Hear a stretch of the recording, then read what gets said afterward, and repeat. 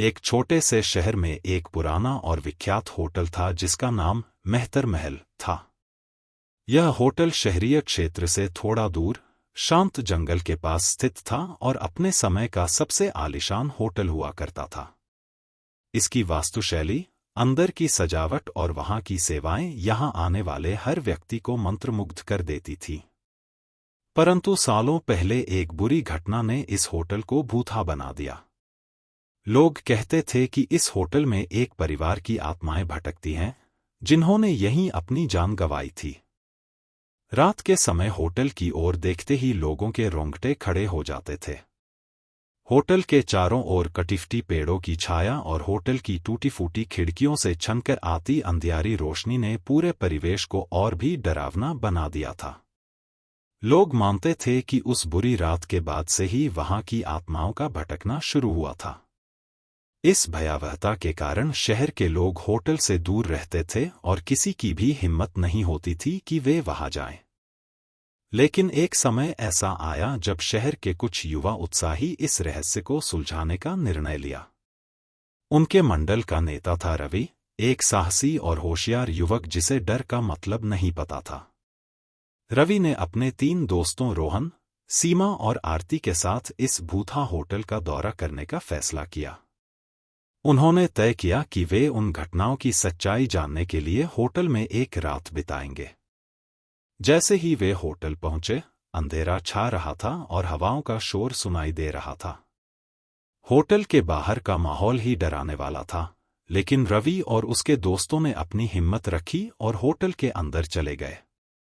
Hotel के अंदर का वातावरण बेहद रहस्यमय और भयानक था। दीवारों पर धूल जमी हुई थी, फर्श हर कदम पर झंझनाट कर रहा था और हर कोने से रहस्यमय आवाजें सुनाई दे रही थीं। उन्होंने रिसेप्शन हॉल में प्रवेश किया और वहां की हालत देखकर चौंक गए। पुराने फर्नीचर, टूटी हुई टेबल्स और धूल भरे काउंटर। वहां लगे पुराने चित्रों में होटल के सुखद दिनों की झलक मिलती थी।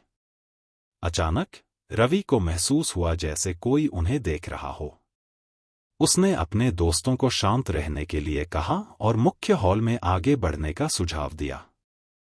मुख्य हॉल में चलते समय उन्होंने देखा कि एक पुरानी लिफ्ट थी जो बंद हो चुकी थी और लिफ्ट के दरवाजे पर खून के धब्बे थे। दीवारों पर लगे चित्रों में होटल के स्वर्णिम दिनों की यादें ताज़ा हो रही थीं, जब यह जगह जीवन और हंसी खुशी से भरपूर थी। लेकिन अब यह केवल भूतों की कहानियों और डरावनी घटनाओं का केंद्र बन चुका था। अचानक से किसी ने एक ठंडी हवा का झटका महसूस किया और उन्हें एक परछाई दिखी।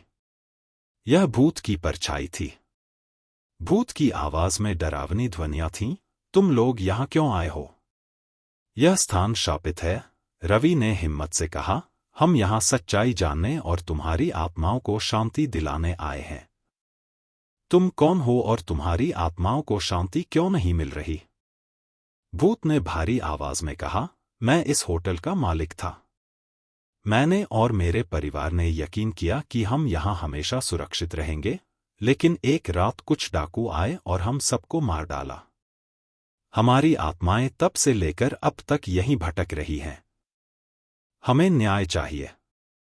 रवि ने वादा किया कि वह इस घटना का पर्दाफाश करेगा और उनको न्याय दिलाएगा। अगले दिन उन चारों दोस्तों ने शहर के लोगों को पूरी सच्चाई बताई और पुलिस को सबूत दिए। पुलिस ने जांच की और डाकुओं को गिरफ्तार कर लिया। जांच के दौरान उन्हें कई रहस्यमय तथ्य और सबूत मिले जिससे डाकुओं को सजा दिलाने में मदद मिली। पुलिस ने पुराने कागजात, खून के धब्बों और छुपे हुए गवाहों की तलाश की। पुलिस की जांच के बाद डाकुओं को पैसों के लालच में इन मासूम लोगों की हत्या करने का दोषी पाया गया। तब जाकर उन आत्माओं को शांति मिली और वे हमेशा के लिए मुक्त हो गईं। अब मेहतर महल होटल फिर से खोल दिया गया और वहां कोई भी भूतिया घटना नहीं होती। होटल की पुरानी शान धीरे धीरे लौट आई और लोग फिर से वहां आने लगे। रवि और उसके दोस्तों की बहादुरी की हर जगह सराहना हुई और शहर के लोग अब इस होटल को देखकर डरते नहीं थे। रवि, रोहन, सीमा और आरती की यह कहानी साहस और सच्चाई के प्रति उनकी दृढ़ता के रूप में शहर में प्रसिद्ध हो गई। मेहतर महल अब न केवल एक आलीशान होटल था, बल्कि एक ऐतिहासिक स्थल भी बन गया जहां लोग इस होटल की भूतिया कहानियों को सुनते और रवि और उसके दोस्तों की बहादुरी को सराहते। उन चारों दोस्तों का ऐसा मानना था कि उन्होंने न केवल एक रहस्य सुलझाया, बल्कि एक परिवार को न्याय दिलाकर उनके आत्माओं को हमेशा के लिए मुक्त कर दिया।